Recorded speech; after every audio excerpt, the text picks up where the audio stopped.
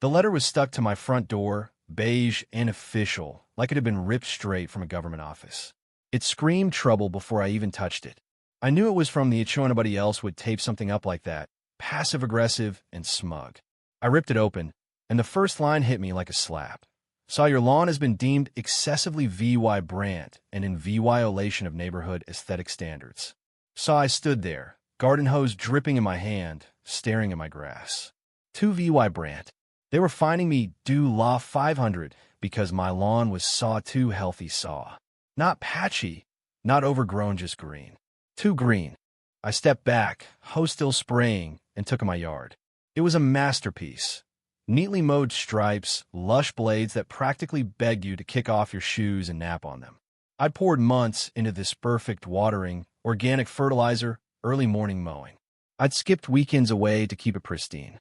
This wasn't just grass. It was my pride, my discipline, my art. And now the HOA was coming for it. The slap of sandals on pavement snapped me out of it. There she was, Linda, HOA president, the woman who'd once tried to fine my neighbor for planting roses that didn't match the approved palette. She stood across the street, arms crossed, her fake turf glowing unnaturally under her feet. The irony made me smirk. She pointed at the letter with a smug grin. "You're causing lawn envy, Tom," she said. "People are complaining." Complaining about what? That my grass was alive? "You're making everyone else look bad," she snapped. The board voted. I raised an eyebrow. Who voted? Nobody I know thinks this is a problem. Linda didn't flinch. Closed session. Clause 5.2c. Aesthetic uniformity. Your lawn VY, oh, that's it. I laughed loud and sharp. That clause is for house paint colors. She shrugged. We reinterpreted it. I couldn't help it. I laughed again, a full-on, disbelieve VYing bark. She stormed off, her heels clicking on her plastic lawn, muttering about compliance officers.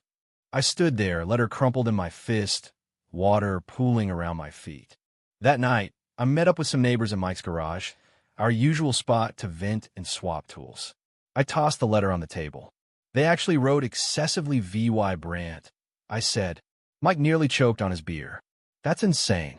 What's next? Fining you for air that's too clean. Sarah, who'd just upgraded her sprinklers, was leave VYD. First it was mailbox height, then window shades, and now grass. They've lost it. We all laughed, but it wasn't funny. The HOA had gone from nitpicky to tyrannical. They'd fined Joe for Leah VY-ing his trash can out an extra hour, forced Emily to paint over her porch mural because it in VY Ted vandalism. And now me, my lawn.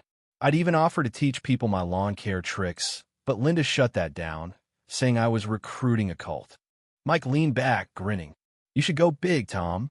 Turn your lawn into a damn theme park. He was joking, but the idea stuck. The next morning, another letter arrived, this one accusing me of excessive chlorophyll presentation and threatening due law 100 daily fines. I nearly spat out my coffee. Linda was making up rules now. 3 other neighbors got similar notices, one for non-compliant grass species, another for unauthorized mowing patterns. That was it. I dug through every HOA bylaw I could find, reading them like a detective. Deep in the fine print, I found gold. Rule 8.4d. Any community event with 25 or more attendees required 2 HOA board members to act as judges. My grin was wider than my yard. I got to work. Flyers went up. Saw first annual lawn games extravaganza. Celebrate grass and community. Saw events included a mower race, sprinkler dance-off, and a grass blade beauty contest. I hand-delivered in VY Tez to every house, posted on community boards, and made a Facebook group. Within a day, 60 neighbors RSVP'd. People offered to make trophies, bake green cupcakes, even dress as lawn warriors. Linda tried to shut it down with a cease and desist email, but I fired back with Rule 8.4d. Saw you're in VY Ted. Linda. Attendance mandatory. Saw she showed up at my house, face red, accusing me of twisting the rules. I'm just following them, I said sweetly. You said my lawn's too green. I'm letting it shine, with judges as required. She had no comeback, just a glare and a dramatic spin on her fake grass. The morning of the lawn games extravaganza, was electric. Neighbors set up chairs, hung signs, and built sprinkler arches before sunrise. My driveway was draped in a green velvet carpet. Kids ran around in team turf shirts. Mike's son built a podium from pallets labeled Best Lawn Ever. Linda arrived at 9 a.m., dragging 2 board members like reluctant minions, her face already pinched. She clearly hoped I'd back down. Instead, I waved. "Welcome, judges." Her glare could have burned holes in my grass. The mower race kicked things off, 3 neighbors pushing silent mowers across my lawn, one tripping, another's bag flying open. The crowd roared. Then came the sprinkler dance-off, choreographed to jazz, water bursting in rhythm.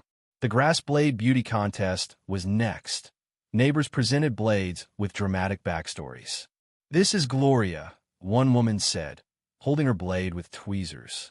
She survived a heat wave and outshone her peers. A kid gave his blade a tiny crown. Linda sat, lips tight, scribbling furiously, but the crowd was alive, laughing, cheering. Then a news van rolled up. A reporter and cameraman jumped out, filming. Linda tried to take over, announcing, "I'm the HOA president, ensuring compliance." The reporter blinked. "So you're judging the lawn games?" Linda froze, then nodded. I stepped in. "They said my lawn was too green, so we're letting the neighborhood decide. Seems they like it." VY Brant Chessie's move was bold, unexpected, and it worked. The community rallied around me, and the lawn games extravaganza became a VY Ralph sensation, exposing Linda's tyranny. But the fight wasn't over. Linda hit back with a $2,000 fine, citing fake rules about unapproved events and emotional distress. I called my lawyer friend Alex, who laughed. "She's got nothing, Tom. Those rules don't exist." I printed the real bylaws, highlighted her lies, and went door to door. Neighbors were shocked Linda had been scamming us for years. At a packed hearing, we presented EVY Denke, photos, VY Deos, fake fines. One by one, residents shared stories, fines for chalk drawings, warnings for swaying plants. The vote was unanimous, 96-0 to oust Linda.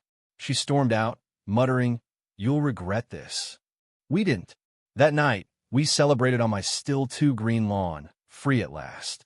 The neighborhood changed overnight. Sarah planted forbidden flowers. Mike mowed wild patterns. Kids drew chalk art without fear.